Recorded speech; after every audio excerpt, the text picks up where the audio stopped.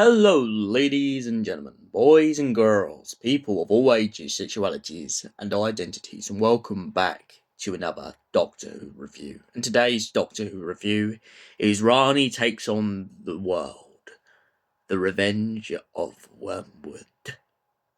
Before we get into this box set, I think it's a little bit of a thing that I'm going to have to quickly explain to everyone exactly who Wormwood was.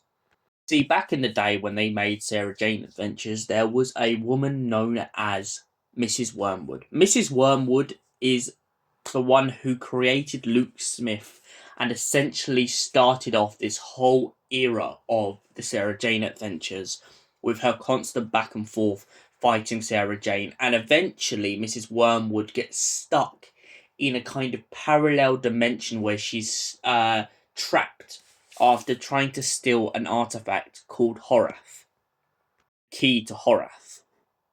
After this, it's believed that Mrs. Wormwood has been locked away forever, and of course, well, until now, she has finally returned.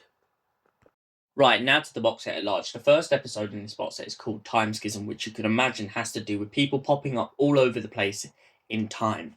Rani Chandra gets a message off of a young lady named Anna who claims that someone in her post office is from the far future. When Rani asks how exactly she knows this information, she says, well, this man seems to be looking into everything in the decade and making sure that everything he's doing is correct. She believes him to be from the very far future, and her other evidence is the fact that when she broke into his house, his artifacts resemble that of something completely different. Upon further investigation and constant nagging at Luke Smith, who seems very reluctant to let Rani anywhere near the crime scene, it turns out that Rani finds out that Napoleon has been chucked through time into our time and is essentially trying to live among us because of the fact that he is lost from his own time. But of course, Napoleon's not the only one who seems to have been chucked through this portal of time. It also turns out that the problem comes down to the Duke of Wellington has also been chucked alongside a bunch of other philosophers and people of their times. Napoleon believes foolishly that some kind of time eddy that is going around the place must be the fracture in which, if he hops through, he'll be able to go back to his own time. But when Luke Smith analyzes this time eddy, he finds out that the power is too powerful, and anyone who attempts to even walk through it would most probably be disintegrated, or worse, lost in another time completely. After convincing Napoleon that it is too dangerous and too unreliable to go through the fracture, they eventually manage to close the fracture. But in doing so, the only way to do it, Luke Smith must jump into the time eddy and just seal it from the inside. Whilst in there momentarily, he finds himself talking to a voice of a woman who he seems to recognize, but doesn't know why. She keeps calling him her precious boy, and of course, Luke, being confused, uses the time eddy against her and seals himself out of this parallel bubble. When he returns, they make an arrangement for Napoleon, the Duke of Wellington, and everyone else to be given new identities and be able to live on Earth until they can find a way to send them back to their own times. Next story in this box set is called Star-Crossed Diversion. Star-Crossed Diversion is a story in which Clyde and Rani are on their way back from one of Rani's cases on the tube. Upon them both falling asleep on the tube, they don't realise the world around them changing completely. Instead, they get taken to a dystopian sort of future in their time, in which the human race has been enslaved under the Bane. Bane have, with the help of Mrs. Wormwood, come to Earth and used Earth's technology against them, using their cell phones, their mobile phones, anything that can hook them to a screen. And essentially this makes everyone on the human race brain dead. The only 4 people not affected by this seem to be June, Samira, Rani, and Clyde.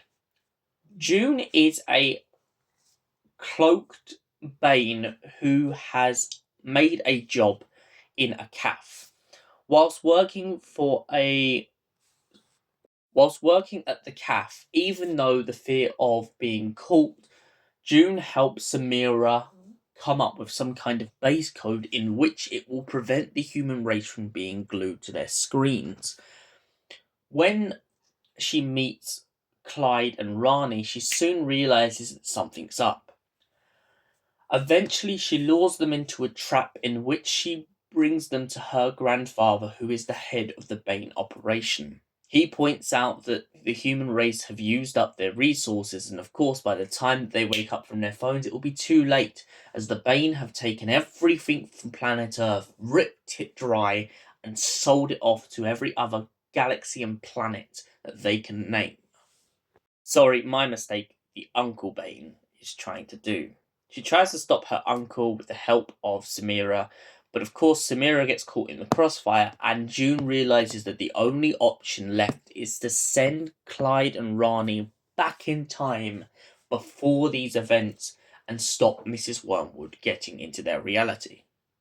Final installment to this box set, The Ghost of Bannerman Road, follows Rani and Clyde being back in their own time, but of course they don't remember the events of star-crossed diversion. Instead, they go back to the world they know as if nothing had ever changed. Upon getting to Rani's house, which is now, of course, Sarah Jane's house, they find themselves watching as time around them resolves until they finally get back in the prime timeline. Once in the prime timeline, when Rani tries to approach the house, Lukey Boy stops her, pointing out that UNIT, for some unknown reason, has enforced themselves on the house. They get taken to the Black Archive and the Tower of London, which they are going to stay until the situation is resolved. Once there, suddenly, as Clyde gets stuck in a dream, he finds himself face to face with Mrs. Wormwood, who tries to offer him everything he wants. Meanwhile, Rani is investigating the situation of the missing scientists. It turns out that they've all become ghosts. Once they manage to capture one of the ghosts, it turns out that he combusts as he is no longer usable. Elsewhere, Mrs. Wormwood has been turning Clyde into one of her puppets, all because Clyde confesses the fact that he still has feelings for Rani. Mrs. Wormwood uses this as a catalyst to turn him into Schrodinger's cat. Schrodinger's cat was a cat that was nor dead nor alive. Doing this, she uses Clyde as an anchor because no one can physically see her to head towards Bannerman Road, and after capturing a piece of alien tech from the Black Archive, he uses it to try and open a barrier between the dimensions and let Mrs. Wormwood free. But of course, Mrs. Wormwood didn't just do it for this. She done it in hopes of trying to brainwash Rani into the same thing that she done to Clyde. She tries to use their affections for one another against them. Of course, this doesn't work, as Rani doesn't fully regret many things. Rani doesn't give in to the temptation of a life she could have lived. Instead, she fights back and decides to smash the piece of alien tech, freeing Clyde from the curse of Wormwood. After breaking the piece of alien tech, Clyde eventually wakes up, and of course hears the fact that Rani said that she loves him. Well, she thinks she does. And when Rani tries to ask Clyde exactly what his biggest regret was, he lies and says that it was not making computer animation.